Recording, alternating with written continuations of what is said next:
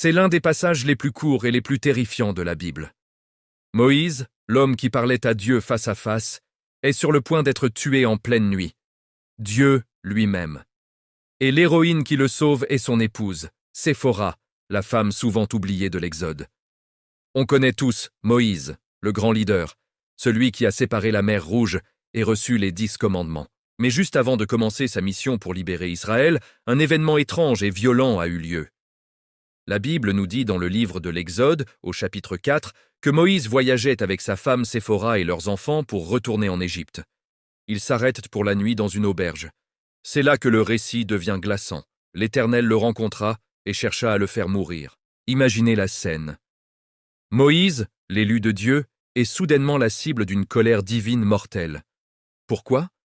Le texte ne le dit pas directement, ce qui a rendu ce passage mystérieux pendant des siècles. Mais c'est sa femme, Séphora, qui comprend immédiatement la raison de cette fureur. Moïse avait négligé un commandement fondamental donné à Abraham des siècles plus tôt. La circoncision de ses fils, le signe de l'alliance. Dans un acte rapide, instinctif et même un peu brutal, Séphora prend une pierre tranchante, circoncis son fils elle-même et touche les pieds de Moïse avec le prépuce en déclarant « Tu es pour moi un époux de sang ». À cet instant précis, la menace divine s'arrête et la vie de Moïse est épargnée. Cette histoire nous enseigne quelque chose de puissant. Même pour Moïse, le plus grand des prophètes, l'obéissance au commandement de Dieu n'est pas une option.